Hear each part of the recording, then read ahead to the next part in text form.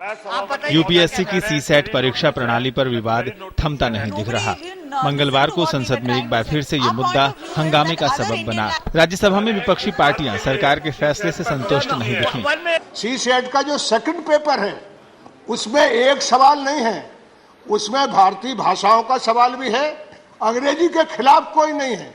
Mains में 300 number का अंग्रेजी पेपर आता है, उसके कोई खिलाफ नहीं है, लेकिन इसमें ट्रांसलेशन का सवाल है। संपूर्ण भारतीय भाषाओं के बच्चों का संख्या सीसेट के लगने के बाद कब हुआ है? सीसेट पे हमारा दो चीजें कहने हैं। एक तो जो अंग्रेजी का हिंदी में ट्रांसलेशन होकर जो हिंदी का पर्चा आता है उसमें इस तरीके की हिंदी लिख दी गई है जैसे ब्लैक होल को काला छेद, स्टील प्लांट को लोहे का पेड़। ये इस तरीके का जो ट्रांसलेशन करके हिंदी का पर्चा आ रहा है वो लड़के समझ ही नहीं पा रहे हैं क्या हुआ।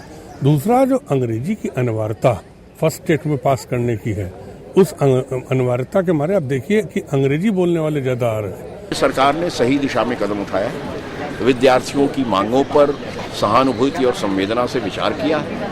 हाँ, अगर वो सीसेट को वापस ले लेते तो शायद अच्छा होता, लेकिन संघ लोक सेवा आयोग एक संवैधानिक संस्था है, स्वायत्त संस्था है, इसलिए सरकार को वो तौर तरीका ढूंढना चाहिए जिससे वो सीसेट को वापस ले सके।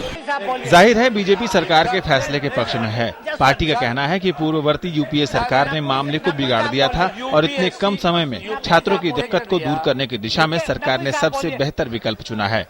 यूपीएससी के मामले में जो छात्रों की, नौजवानों की मांग थी, उसके बारे में सरकार ने संवेदनशीलता के साथ, ईमानदारी के साथ कदम उठाया। हर दिन इसी मुद्दे पर चर्चा होती रहेगी, तो कम से कम इतना तो यकीन और इतना तो विश्वास होना चाहिए कि जिस आपकी सरकार ने जो समस्या पैदा की उसके समाधान की दिशा में हम आगे बढ़ रहे हैं।